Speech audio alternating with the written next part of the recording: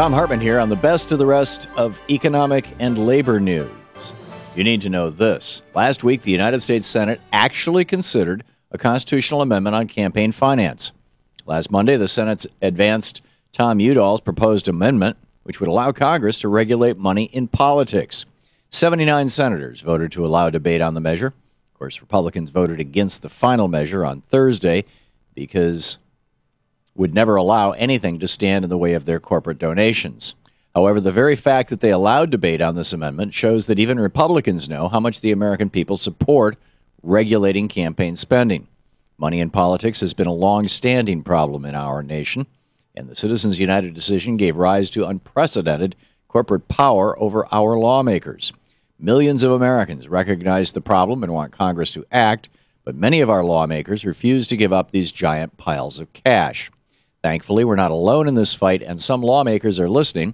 When asked about the Udall Amendment, Senator Al Franken said, quote, "Citizens United gives corporate special interests the ability to spend unlimited amounts of money in our elections. It's wrong, and I've been fighting it since the day the Supreme Court announced its egregious decision." End of quote. Senate Majority Leader Harry Reid said, quote, "This constitutional amendment is what we need to bring sanity back to elections and restore Americans' confidence in our democracy." End of quote. This is the biggest issue of our day. The corporate cash in our elections influences everything from our climate policy to labor regulations. It's time to take back our democracy by saying once and for all that money is not speech and corporations are not people. Go to movetoamend.org to find out how you can help. The wealth gap between rich and poor continues to widen in our nation, but very few of our lawmakers will even discuss the problem. Thankfully, Senator Bernie Sanders isn't afraid to take on the rich. At a recent convention of the AFL-CIO, Vermont's independent senator said it's time for a progressive estate tax on multimillionaires and billionaires. Senator Sanders said, quote, "A nation will not survive morally or economically when so few have so much while so many have so little." He explained, "We need a tax system which asks the billionaire class to pay its fair share of taxes and which reduces the obscene degree of wealth inequality in America." His proposal calls for a wealth tax in the top quarter of the top 1%, which would be used to reduce wealth inequality, lower our national debt, and invest in things like infrastructure and education. It only makes sense that those who have benefited the most from our great nation should be asked to pay their fair share. And Senator Sanders' wealth tax is a great way to make that happen. Right-wing politicians and pundits love to call President Obama an imperial president. However, they should be looking to their own party to find out which president radically increased the power of the executive branch. According to two legal memos released by the Justice Department, it was the George W. Bush administration that decided our government can spy on citizens even in peacetime.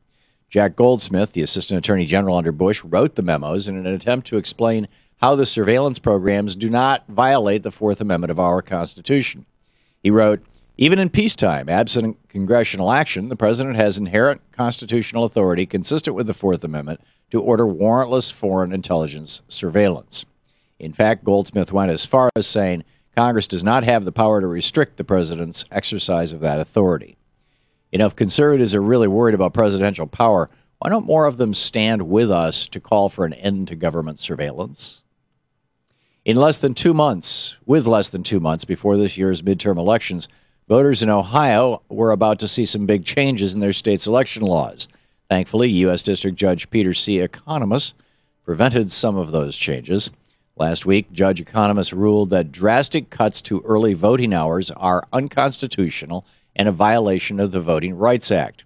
The ACLU, NAACP, and League of Women Voters of Ohio sued after Ohio's Republican Secretary of State John Husted cut early voting hours by a week and drastically reduced early voting on nights and weekends before the election. Judge Economos agreed with the plaintiffs and said that these cuts would result in fewer opportunities for African Americans to participate in the electoral process. Thanks to his ruling, Ohio will have to restore early voting on evenings and Sundays before the election and reinstate the so-called Golden Week, during which people can register and vote on the same day. All around the country, Republicans have fought to restrict voting rights because they know that their chances of victory goes up as the voting population goes down. Thankfully, Judge Economos saw through their ploy and protected Ohio voters' rights to participate in our democratic process. And finally, the United States has it backwards when it comes to health care and homelessness. In both areas, we spent a ton of money and time trying to fix a problem that could have been prevented in the first place. Helping people out before they're on the street is what the nonprofit group Home Start is all about.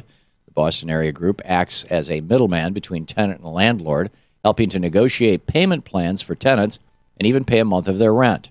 The nonprofit already has helped prevent about 600 evictions, and they would love to do even more. The only thing holding them back is a lack of government funding. Just like treating illness, an ounce of prevention is worth a pound of cure, and we should be helping organizations like Home Start keep more people in their homes.